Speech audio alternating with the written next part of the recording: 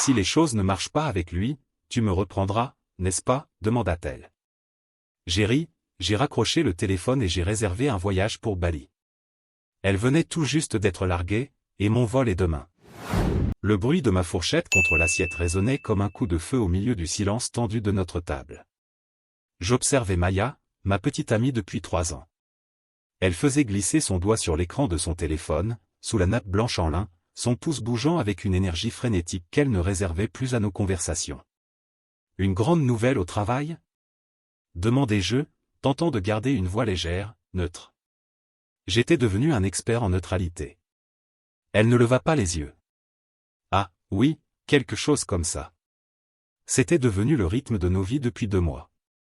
Une distance lente, insidieuse, qui avait commencé par des réponses tardives à mes messages et avait évolué en soirées entières passées dans la même pièce, mais dans des univers différents. Ce soir-là, elle était habillée pour une séance photo, pas pour un dîner décontracté dans notre restaurant habituel. Une petite robe noire toute neuve, des talons qui n'étaient clairement pas faits pour marcher. Je l'avais complimentée quand j'étais allé la chercher, et elle avait simplement répondu. Une fille doit faire un effort de temps en temps, Alex. Avec un ton qui insinuait que moi, je ne faisais jamais assez d'efforts. Le saumon est bon, suggérai-je. Encore un traité de paix lancé dans le vide. Il est correct, répondit-elle enfin, posant son téléphone face contre table.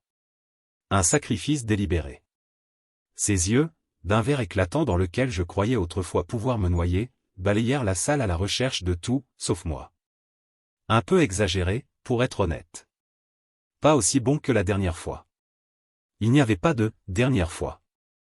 Nous n'avions jamais mangé de saumon ici. J'ai laissé passer. Laisser passer était devenu ma fonction principale. Tout va bien, Maya ? Vraiment ? Demandai-je, abandonnant la façade.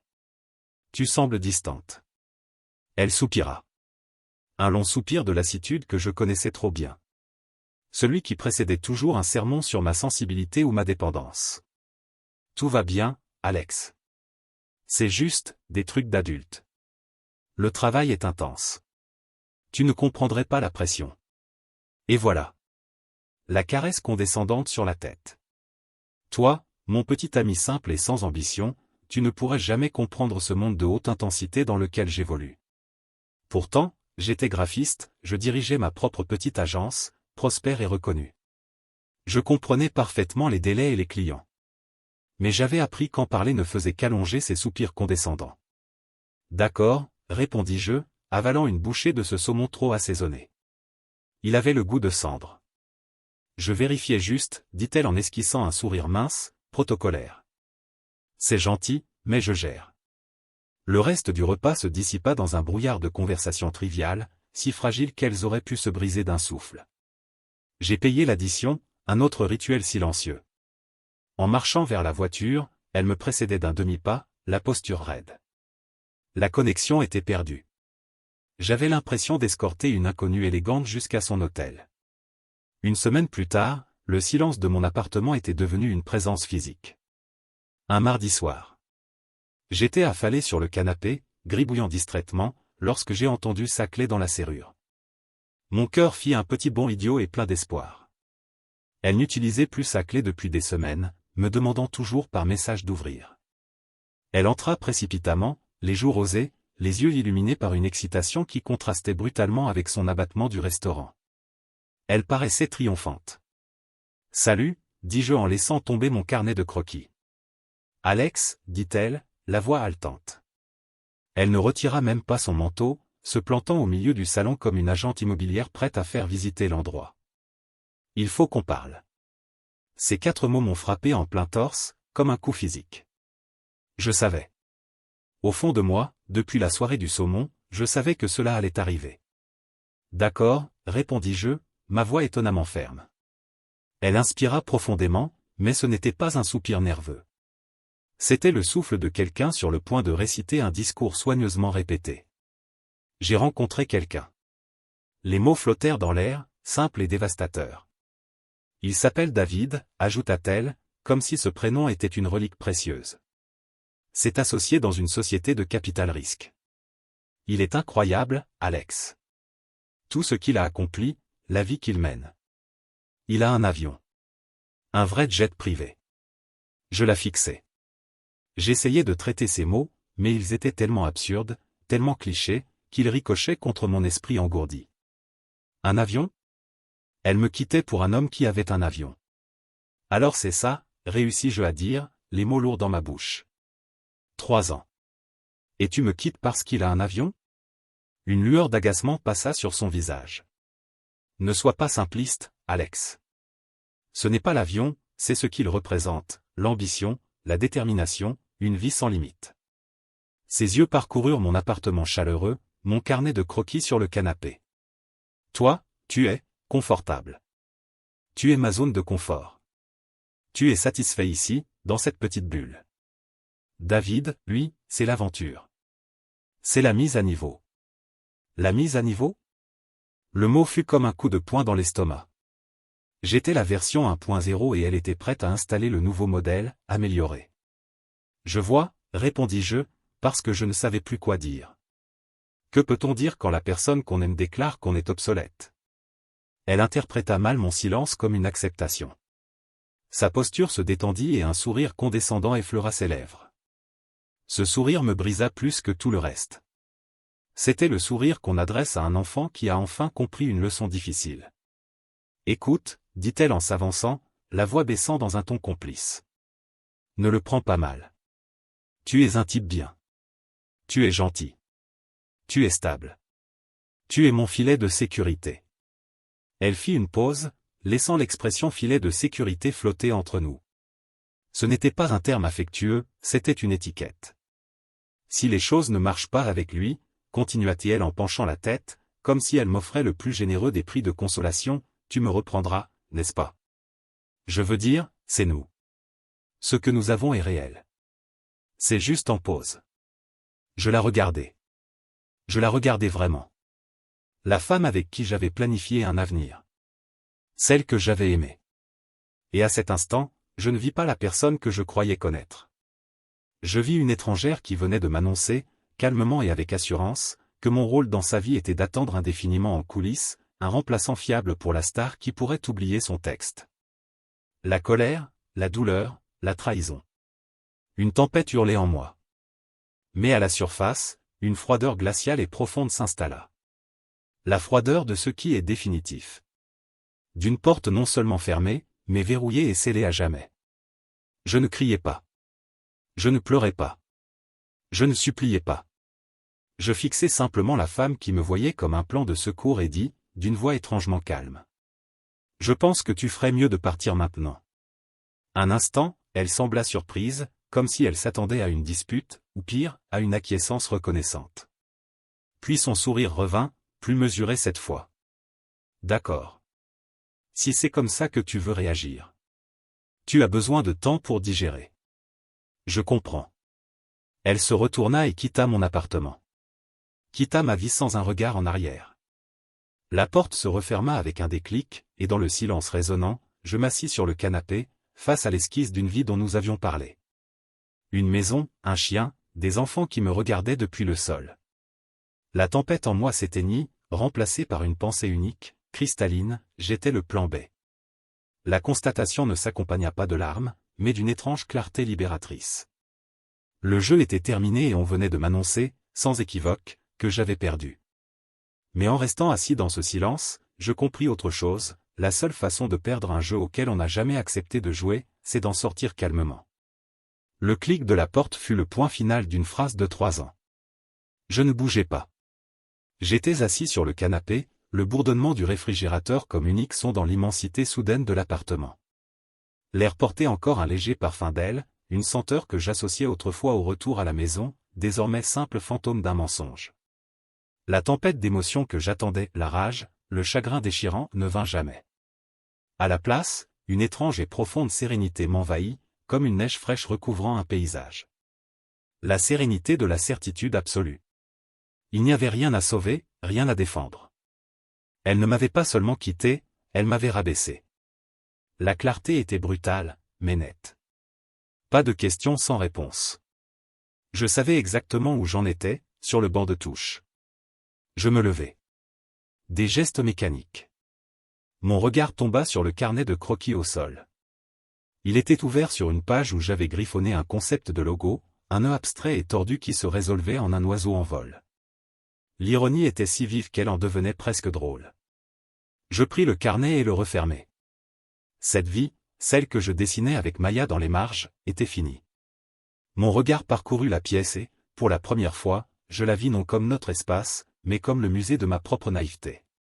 La photo encadrée de notre voyage au Colorado, elle qui riait, moi qui la regardais comme si elle avait accroché la lune.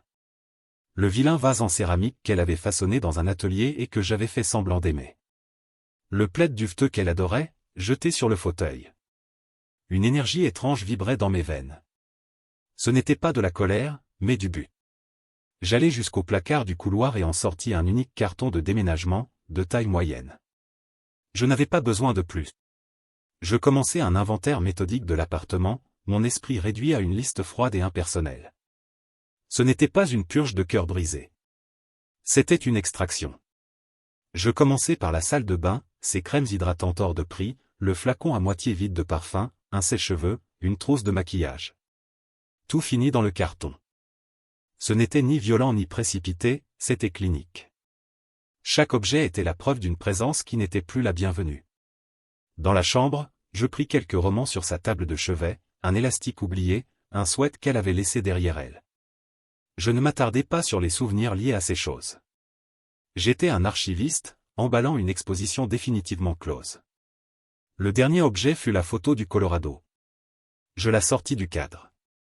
Pendant un long moment, je contemplais nos visages jeunes et souriants. L'homme sur cette photo avait disparu.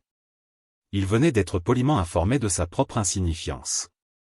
Je ne déchirai pas la photo, je la posai simplement, face contre le carton, sur les autres objets. Puis je scellai la boîte avec du ruban adhésif. Le bruit fut définitif. Je descendis la boîte dans la salle du courrier de l'immeuble et la laissai parmi les colis à expédier. Je lui envoyai une seule phrase, nue et directe, « Tes affaires restantes sont dans une boîte à la salle du courrier. » Je n'attendis pas de réponse. Je remontai, pris mon téléphone et bloquai son numéro. Puis j'ouvris mes applications de réseaux sociaux et la bloquai là aussi. Cela prit moins de 60 secondes. Je ressentis un déclic, non sur l'écran, mais dans l'âme. Un circuit venait d'être coupé. Le silence de l'appartement n'était plus le même. Il n'était pas vide, il était paisible. Je marchai jusqu'à mon bureau et ouvris mon ordinateur portable. L'écran illumina la pièce sombre. Pendant des années, Maya et moi avions parlé de faire un grand voyage. Bali avait toujours été le rêve. Nous avions économisé une belle somme sur un compte commun nommé Fonds Futur. C'était censé être l'apport pour une maison, un avenir partagé. Une pensée froide et claire se forma. Cet avenir était mort. Ce fonds n'était plus que de l'argent. Mon argent. J'ouvris un site de voyage. Mes doigts volaient sur le clavier, sans hésitation. Bali, départ simple, les dates apparurent. Je choisis un vol partant exactement un mois plus tard. Cela semblait juste, un cycle lunaire complet pour changer de peau. Je cliquai jusqu'à la page de paiement. Le montant représentait un impact significatif sur le fonds futur. Un frisson me traversa, non de culpabilité, mais de libération. Ce n'était pas une fuite, c'était un réinvestissement. Je prenais le capital destiné à une vie avec elle, et je l'investissais dans une vie pour moi-même. L'email de confirmation arriva dans ma boîte de réception avec un doping. Réservation confirmée. San Francisco Bali. Je m'appuyai contre le dossier de la chaise. C'était fait. En l'espace de 2 heures, je l'avais effacé de chez moi et réservé un billet pour l'autre bout du monde. Pas de sensation triomphante, pas de geste de victoire, juste un bourdonnement calme et constant de mouvement vers l'avant. Je regardais à nouveau l'appartement. C'était encore le mien, mais il paraissait plus léger, l'air plus respirable. Le fantôme de son parfum disparaissait, remplacé par la simple odeur du bois et de la poussière. Je n'attendais pas de message, je n'analysais pas son ton. Je n'étais plus le plan B. J'étais simplement Alex. Et pour la première fois depuis longtemps, cela semblait suffire largement. Le jeu qu'elle croyait jouer était terminé. Le mien, à vrai dire, ne faisait que commencer. Et le premier mouvement était un billet aller simple hors de son orbite. Le premier mois passa dans un espace étrange, liminal. Le silence initial fut une bombe. Je travaillais, j'allais à la salle de sport. Je voyais des amis qui ne connaissaient pas les détails, seulement que Maya et moi avions rompu. Je disais que c'était mutuel, que nous nous étions éloignés. C'était plus simple que d'expliquer que j'avais été désigné comme un filet de sécurité humain. La colère ne vint jamais en un tourbillon brûlant. Elle s'était cristallisée en un diamant froid et dur de détermination dans ma poitrine. Chaque fois que je regardais mon billet pour Bali, le diamant scintillait. C'était mon étoile du Nord. La boîte que j'avais laissée dans la salle du courrier disparut au bout de quelques jours. Pas de remerciements, pas d'accusé de réception, silence total. J'en étais reconnaissant. Puis, 3 semaines exactement après son départ, mon téléphone vibra avec un message d'un numéro inconnu. Numéro inconnu. Alex? C'est Maya. Je sais que tu es probablement encore fâché, mais me bloquer est puéril. Je voulais juste savoir comment tu vas. David est incroyable, au fait, nous sommes à Monaco. J'espère que tu vas bien. Je lus cela en faisant la queue au café. Une sensation étrange, comme de l'eau glacée coulant le long de ma colonne vertébrale. Ce n'était pas de la douleur, ce n'était pas de la jalousie, c'était de l'amusement. La pure et absolue audace de ce message. C'était un mouvement classique, l'ostentation décontractée d'après-rupture, conçue pour provoquer une réaction, pour me faire sentir petit. Elle testait le terrain, vérifiait si le filet était toujours en place. Elle lançait un caillou dans un puits qu'elle supposait encore sans fond, rempli de ma dévotion. Je fis une capture d'écran, enregistrai le numéro soit ne pas répondre, puis je bloquai. Je ne ressentis absolument rien. Le caillou était tombé sur un sol sec. Monologue intérieur. Monaco. Tant mieux pour elle. Ça ne me concernait plus. Je pris mon café et poursuivis ma journée. Le silence dura encore 3 semaines. La date de mon vol devenait désormais tangible. À quelques jours à peine, je faisais ma valise, ouverte sur le lit, lorsque mon téléphone vibra. Un message vocal d'un nouveau numéro. J'allais presque l'effacer, mais une curiosité morbide prit le dessus. Je mis le haut-parleur et continuai à plier un t-shirt. Sa voix était tremblante, chargée de larmes. Ce n'était pas du faux, c'était le son de quelqu'un qui venait de se briser. Maya, message vocal. Alex, mon Dieu, décroche, s'il te plaît. C'est moi. David. Il n'était pas celui que je croyais. Il ne faisait que m'utiliser quelques semaines jusqu'à ce que quelqu'un de plus brillant apparaisse. Il m'a quitté à Monaco. J'ai dû payer mon propre billet de retour. C'était tellement humiliant. Je crois que j'ai commis une terrible erreur. On peut parler, s'il te plaît? J'ai besoin de toi. Je n'ai plus personne à qui parler. Je cessais de plier. J'écoutais ce désespoir brut dans sa voix. Une version plus jeune de moi aurait ressenti une vague de pitié, l'instinct du chevalier en armure brillante accourant pour la sauver. Cet homme n'existait plus. Le diamant froid dans ma poitrine ne fondit pas, il devint seulement plus lourd. Ces mots n'étaient pas un appel à moi, mais un appel au confort du plan B. Le backup était en train d'être activé. Je supprimais le message vocal. Je bloquais le nouveau numéro. Monologue intérieur. Son erreur. Ses conséquences. Pas mon urgence. Je terminais de faire ma valise. Cette valise était une promesse que j'avais l'intention de tenir. La tentative finale vint la veille de mon vol. Je faisais le dernier ménage de l'appartement. Mon passeport et ma carte d'embarquement étaient disposés soigneusement sur le plan de travail de la cuisine, comme des objets sacrés. Mon téléphone sonna. C'était Sarah, une amie commune qui avait toujours été plus son amie que la mienne, celle qui adorait le drame. J'allais presque ne pas répondre, mais une part de moi voulait voir jusqu'au bout. « Alex, c'est Sarah », dit-elle d'une voix tranchante, accusatrice. « Écoute, tu dois appeler Maya. Elle est en miettes, complètement détruite. Ce que tu lui fais est cruel. » J'eus presque envie de rire. « Ce que je lui fais ? Oui, elle a fait une erreur, Alex. Une énorme erreur, stupide. Mais tu l'abandonnes simplement quand elle a le plus besoin de toi. Elle est dévastée. L'homme que j'ai connu n'aurait pas été aussi sans cœur. Il aurait eu un peu de compassion. Je sentis un éclat de colère. Pas pour moi, mais pour la simple toxicité de cette attente, que je devais être le dépôt émotionnel de celle qui m'avait jeté. Sarah, dis-je, ma voix calme et plate. L'homme que tu as connu était le plan B. Je ne suis plus disponible pour ce rôle. J'ai un autre engagement. S'il te plaît, ne m'appelle plus au sujet de Maya. Je raccrochai avant qu'elle puisse répondre. Le message serait transmis. Le filet était officiellement rompu. Le désespoir qui suivit était inévitable. Il se manifesta ce soir-là, par des coups frénétiques à ma porte. Je savais qui c'était avant même de regarder par le Judas. Maya était là, le visage gonflé et marqué, les cheveux en désordre. Elle ne ressemblait en rien à la femme lisse et polie qui m'avait quitté. Elle paraissait petite, brisée et réelle d'une façon qu'elle n'avait jamais été auparavant. J'ouvris la porte, mais je ne bougeais pas. Je restais simplement là, barrière silencieuse vers ma nouvelle vie. Elle éclata en sanglots immédiatement. « Alex, tu ne réponds pas à mes appels. Comment peux-tu être si froid?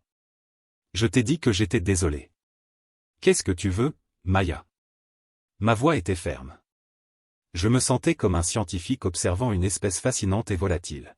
« Je veux qu'on se retrouve. » Elle sanglotait, serrant ses bras contre elle.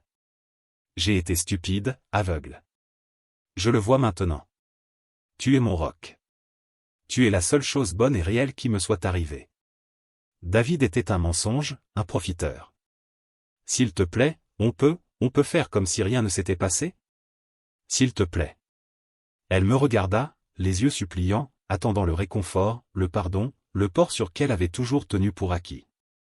Je ne me mis pas en colère. Je souris. Un petit sourire, sincère, d'une clarté absolue et libératrice. Oublié? Dis-je en secouant lentement la tête. Non, Maya, je ne peux pas oublier. Cette conversation que tu as eue avec moi dans cet appartement a été la plus importante que nous ayons jamais eue. Tu as enfin été parfaitement honnête.